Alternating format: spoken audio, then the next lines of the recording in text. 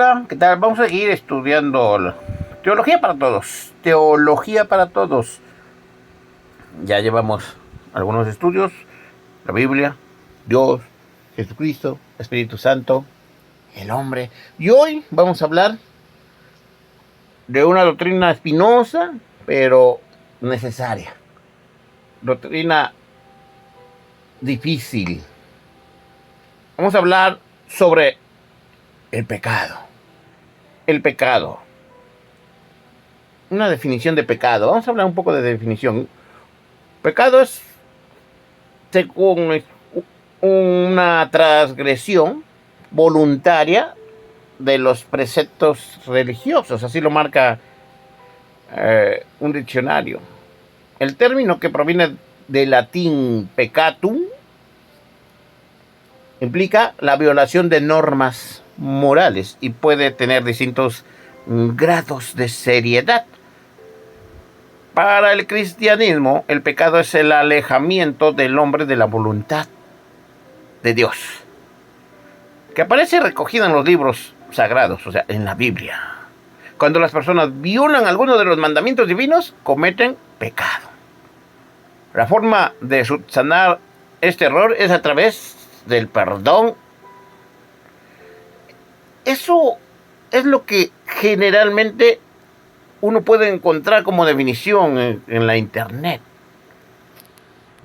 Lo que el mundo piensa, pero vamos a hablar ya más, un poco más a profundizar. No quedarnos con lo que la internet quiere. ¿Qué es pecado? ¿Qué es pecado? Nadie puede leer mucho la Biblia sin darse cuenta, queridos, que un gran punto de atención es dado al tema del pecado, su causa y su cura. Habitualmente pensamos que en pecado, en conexión con un crimen o asesinato, pero el pecado en la Biblia se refiere a todo lo que no alcanza la perfección de Dios.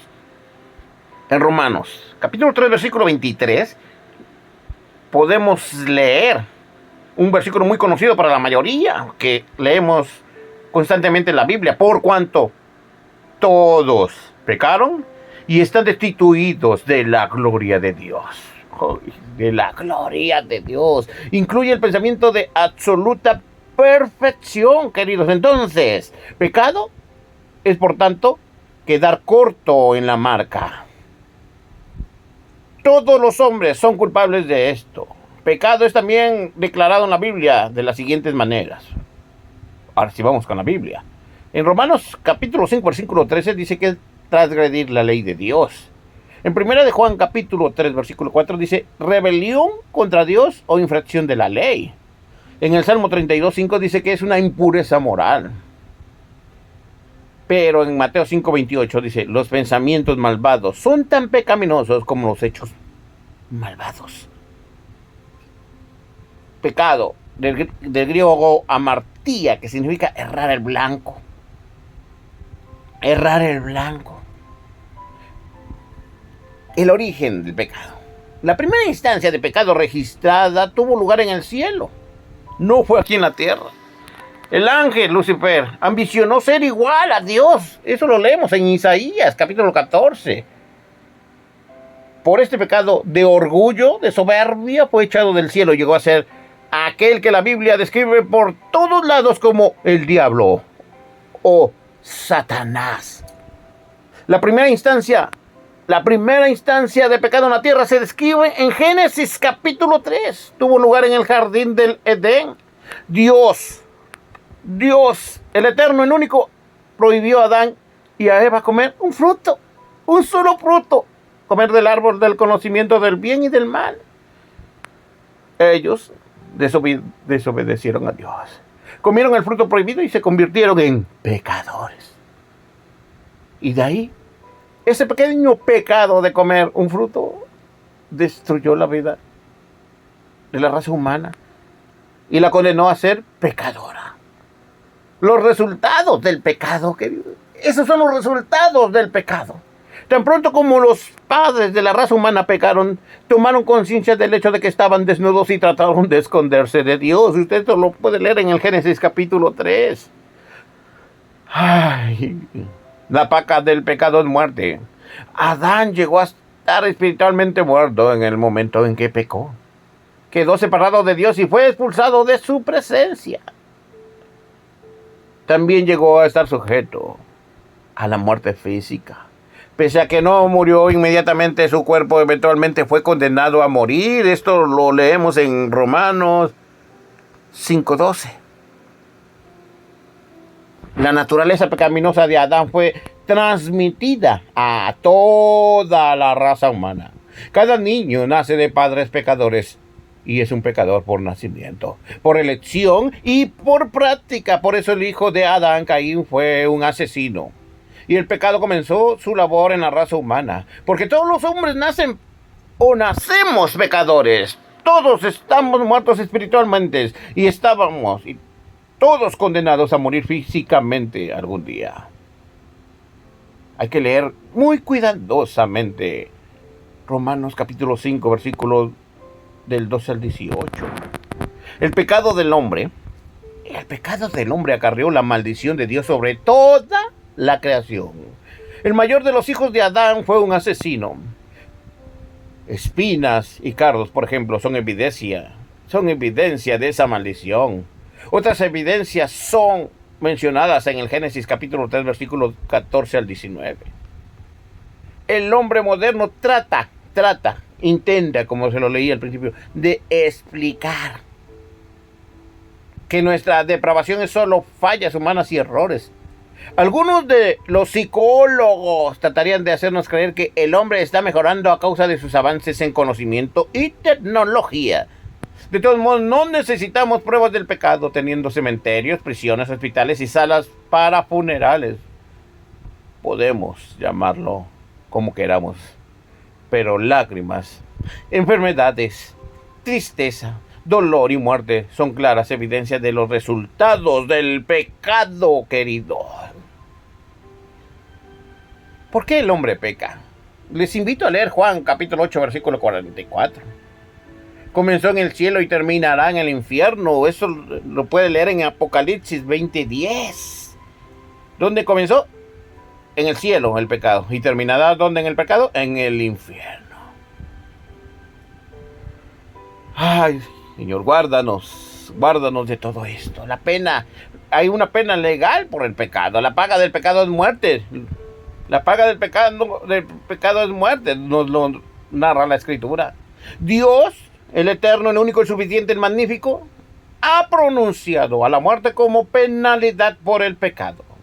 No hay manera que un hombre pueda perfeccionarse a sí mismo de modo que sea aceptable ante Dios, por cuanto todos pecaron y están destituidos de la gloria de Dios. En Romanos 3:23 no lo podemos leer.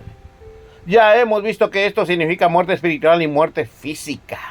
Esta penalidad debe ser pagada, querido, a como dé lugar. Dios debe juzgar al pecado y proveer una manera de limpiarnos y perdonarnos de nuestros pecados. Mientras un hombre vive en sus pecados, está muerto espiritualmente y propenso a morir físicamente en cualquier momento. Si todavía él está en sus pecados al momento de morir, está sujeto a la muerte eterna. Eterna, eso significa que será separado para siempre de Dios y subirá para siempre en el lago de fuego. Esta es la muerte segunda de la que habla el Apocalipsis 20:14.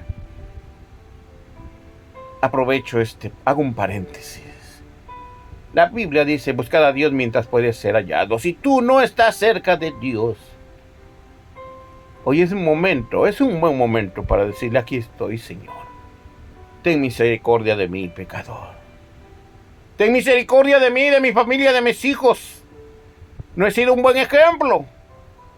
He sido un pésimo ejemplo, es más. Pero tú ten misericordia de mí.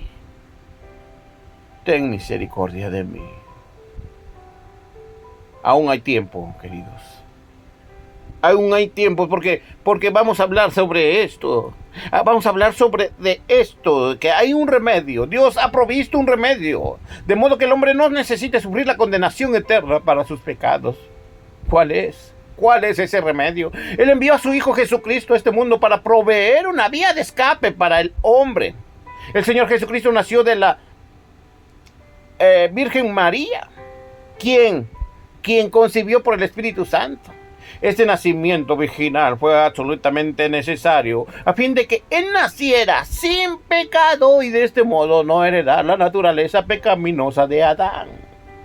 Él es el único hombre sin pecado que ha existido. En la cruz sufrió voluntariamente la paga del pecado y satisfizo todas las demandas santas de un Dios santo. Desde que la pena por el pecado ha sido pagada, Dios puede dar vida eterna a todo pecador que se confiesa como tal y recibe al Señor Jesucristo como su Señor y Salvador.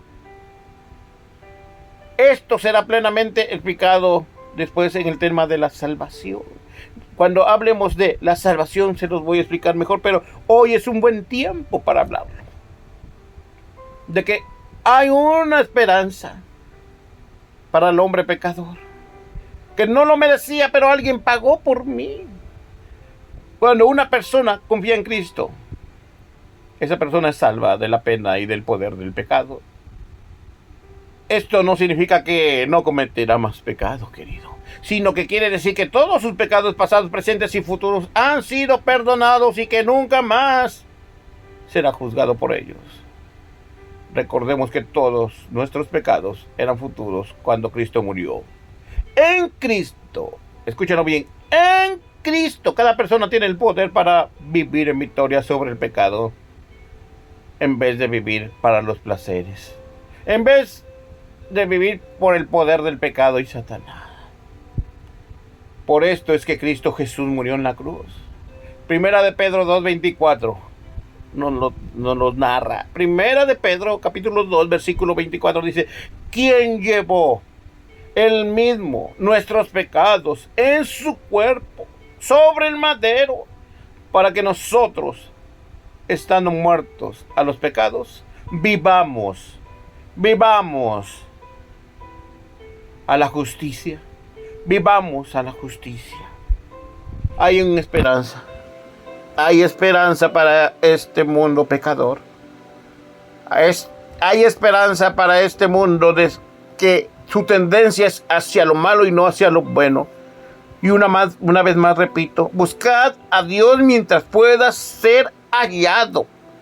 Él está a merced de que tú dobles tus rodillas y pidas misericordia. Clamen por misericordia. Es una vida mejor con Él. Es una vida mejor con Él. Teología para todos. La doctrina del pecado. Comparte.